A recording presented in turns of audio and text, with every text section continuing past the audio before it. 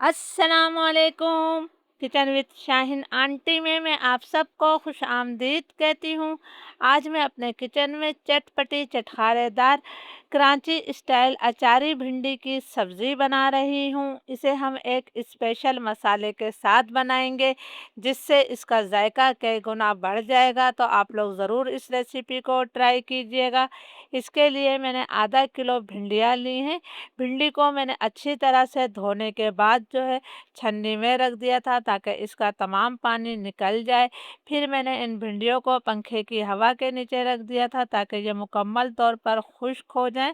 आप किसी सूती कपड़े की मदद से भी भिंडियों को खुश्क कर सकते हैं। आप देख सकते हैं कि हमारी भिंडियाँ बिल्कुल खुश्क हैं। आपने इस तरह की छोटी भिंडी लेनी है। जो बहुत ज़्यादा बड़ी भिंडी होती है, पकी हुई भिंडी होती है, वो आपने नहीं लेनी है। उसके बीज मोटे-मोटे होते हैं और उसमें जायका नहीं होता। भिंडी के आगे और पीछे का हिस्सा मैंने उतार दिया था और एक भिंडी के मैंने 2 टुकड़े कर लिए थे। अगर आपके पास थोड़ी बड़ी भिंडी है तो आप उसके 3 टुकड़े भी कर सकते हैं। इस तरह मैंने तमाम भिंडियों को काट लिया है। तो चलिए इस सब्ज़ी को बनाना शुरू करते हैं। अचारी भिंडी की सब्ज़ी बनाने के लिए मैंने क्वार्टर कप तेल लिया है। तेल को मैं गरम कर लेती हूँ। तेल गरम हो गया है तो अब हम इसके अंदर तमाम भिंडियाँ शामिल कर देते हैं। हम यहाँ पर भिंडियों को फ्राई करेंगे क्योंकि भिंडियों में एक लेस होता है। जब तक वो लेस ख़त्म नहीं होता आपकी भिंडी की सब्ज़ी कभी भी जायकेदार नहीं बनेगी। मीडियम फ्लेम पर यहाँ पर मैं भिंडियों को जो है 7-8 मिनट तक फ्राई करूँगी। या फिर आपने इतनी देर तक इन्हें लाजमी फ्राई करना है कि इनका लेस ख़त्म हो जाए और ये बिल्कुल खिली खिली हो जाए। भिंडियों को फ्राई करते हुए मुझे 7-8 मिनट हो गए हैं। इनका लेस मुकम्मल तौर पर ख़त्म हो गया है। आप देख सकते हैं माशाल्लाह कितनी खिली खिली सी ये भिंडियाँ हो गई हैं। तो अब हमने तमाम भिंडियों को जो है कढ़ाई से निकाल लेना है। आपने इस तरह निकालना है कि तेल वापस जो है कढ़ाई में जाए। तमाम भिंडियाँ मैंने तेल से निकाल ली हैं। इसके अंदर मैंने 2 खाने के चम्मच तेल और शामिल किया है। अब हम इसमें प्याज शामिल कर देते हैं। भिंडी में जो है प्याज थोड़ी ज़्यादा ही जाती है। ये मैंने 3 दरमियाने साइज़ की प्याज को बारीक स्लाइस करके शामिल किया है। प्याज को हम इतनी देर तक फ्राई करेंगे कि इस पर हल्का सा गोल्डन कलर आ जाए। बहुत ज़्यादा डार्क कलर आपने प्याज को नहीं देना है। प्याज पर हल्का गोल्डन कलर आ गया है। आप देख सकते हैं कि मैंने डार्क कलर नहीं दिया है। अब हम इसके अंदर 1 खाने का चम्मच भरकर अदरक लहसुन का पेस्ट डाल देते हैं। अदरक लहसुन को भी मैं 2 मिनट तक फ्राई करूंगी ताकि इसका कच्चापन ख़त्म हो जाए। अदरक लहसुन हमारा भुन गया है। इसमें से बहुत प्यारी खुशबू आने लगी है। अब मैं इसके अंदर 3 दरमियाने साइज़ के टमाटरों को लंबाई में काट कर शामिल कर देती हूँ। इसके साथ ही मैं 1 चाय का चम्मच नमक शामिल कर रही हूँ। नमक डालने से टमाटर बहुत ज़्यादा जल्दी नरम हो जाते हैं। क्वार्टर टी स्पून मैंने इसमें हल्दी शामिल कर दी है। अब तमाम चीज़ों को हमने अच्छी तरह से मिक्स कर लेना है। यकीन करें ये सब्ज़ी इतने मज़े की बनेगी कि आप इसे बार बार बनाना पसंद करेंगे। फ्लेम अब मैं लो टू मीडियम कर रही हूँ और लो मीडियम फ्लेम पर हम इसे 5-6 मिनट तक ढककर पकाएंगे ताकि प्याज और टमाटर जो है बहुत अच्छी तरह से नरम हो जाएं। जब तक प्याज टमाटर हमारे पक रहे हैं हम एक स्पेशल अचारी मसाला बना लेते हैं। इसके लिए फ्राई पैन में मैं 1 चाय का चम्मच भरकर साबुत धनिया शामिल कर रही हूँ। आधा चाय का चम्मच मैंने सौंफ डाली है। 1 चाय का चम्मच मैंने सफ़ेद ज़ीरा शामिल कर दिया है। आधा चाय का चम्मच हम राई दाना शामिल कर देते हैं। 4-5 मैं साबुत गोल मिर्चें डाल देती हूँ।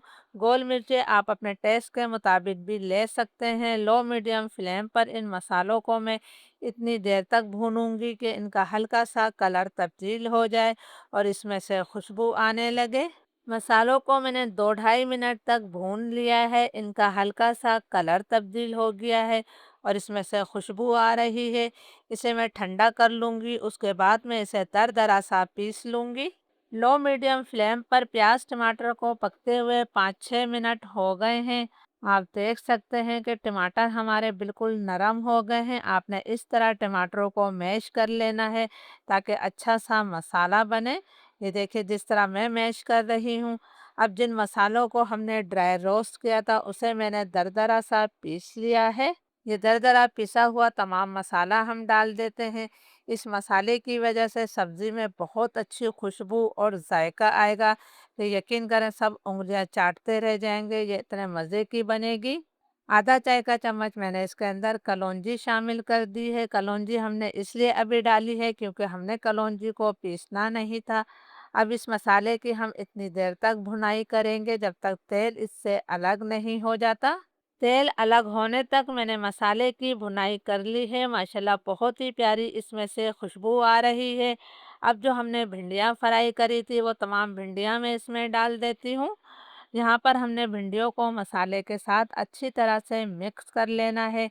ये चीज़ ज़हन में रहे कि जब हमने भिंडियों को फ्राई किया था तो ये 50 से 60% तक जो है ये गल चुकी हैं। अभी हम इसके अंदर एक चीज़ और डालेंगे जिससे भिंडियों का जायका और बढ़ जाएगा। और प्लीज़ अगर आप लोगों को वीडियो अच्छी लग रही है तो इसे ज़्यादा से ज़्यादा लाइक और शेयर ज़रूर कीजिएगा। आप मेरी वीडियो कहाँ से देख रहे हैं मुझे कमेंट्स करके ज़रूर बताया करें। भिंडियों को मैंने मसाले के साथ अच्छी तरह से मिक्स कर लिया है। फ्लेम अब मैं लो टू मीडियम कर रही हूँ और लो मीडियम फ्लेम पर हम इसे मज़ीद 5-6 मिनट तक और पका लेते हैं। लो मीडियम फ्लेम पर भिंडी की सब्ज़ी को पकते हुए 6-7 मिनट हो गए हैं। माशाल्लाह बहुत ही प्यारी इसमें से खुशबू आ रही है और आप देख सकते हैं कितनी बेहतरीन सी हमारी अचारी भिंडी की सब्ज़ी तकरीबन तैयार है। अब हम इसके अंदर कुछ चीज़ें और डाल देते हैं। 4-5 मैंने इसमें तेज़ वाली हरी मिर्चें शामिल करी हैं। और अब जो मैं चीज़ डालूँगी उससे भी भिंडी का जायका कई गुना बढ़ जाता है। मैं 1 चाय का चम्मच भरकर इसके अंदर जो है आमचूर पाउडर यानी पिसी हुई खटाई या मैंगो पाउडर जो भी आप कहें, ये मैंने शामिल कर दिया है। इससे भिंडी का जायका बहुत ज़्यादा बढ़ जाता है। क्वार्टर टी स्पून मैंने इसमें गरम मसाला पाउडर शामिल किया है। 1 मुट्ठी हम इसके अंदर बारीक कटा हुआ हरा धनिया डाल देते हैं। इन तमाम चीज़ों को मैं मिक्स कर देती हूँ। भिंडी की इस शानदार रेसिपी को आप लोग ज़रूर ट्राई कीजिएगा। इंशाल्लाह आपकी फैमिली को ये रेसिपी बहुत ज़्यादा पसंद आएगी। फ्लेम अब मैं बिल्कुल दम वाला कर रही हूँ और इसे हमने 2 मिनट का दम दे देना है, फिर हम इसे सर्व करेंगे। भिंडी की इस अचारी सब्जी को आप गर्मा गर्म चपाती या फिर पराठों के साथ खाइएगा। इंशाल्लाह खाने का मज़ा दुबाला हो जाएगा। इजाज़त दीजिए, अल्लाह हाफिज़।